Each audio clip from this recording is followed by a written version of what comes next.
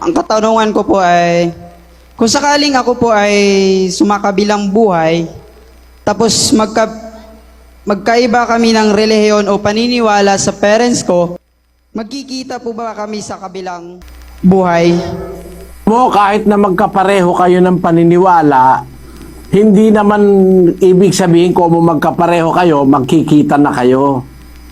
Alam mo kasi halimbawa, nasa totoo kang relihiyon, nasa totoo rin yung magulang mo. Pareho kayong nasa totoo. Sumusunod ka, yung nanay mo hindi. Iba ang pupuntahan niya. Pupunta siya sa impyerno, ikaw naman pupunta sa langit. Sumusunod ka hindi rin kayo magkikita.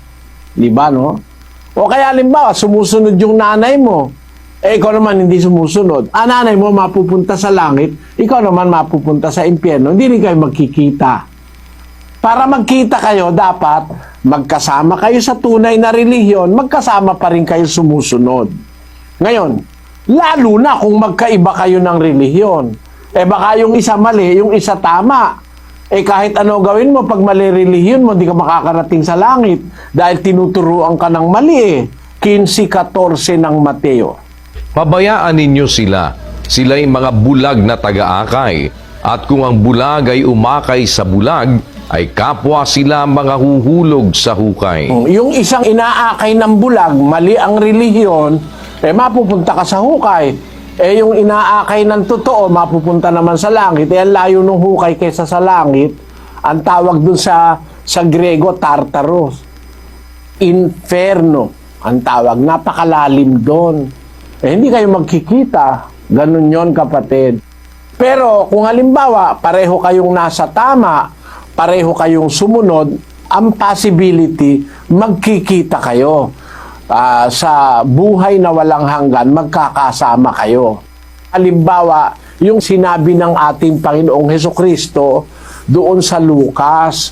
Basahin natin yung Lucas Kapitulo 13, versikulo 28.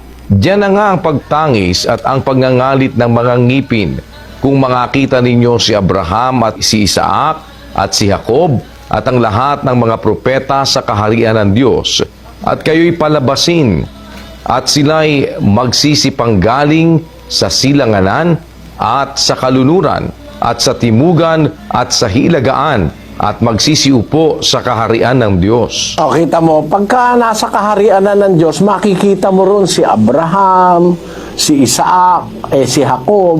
Makikita mo marirecognize mo sila pagkakasama ka nilang mapupunta sa kaharian ng Diyos.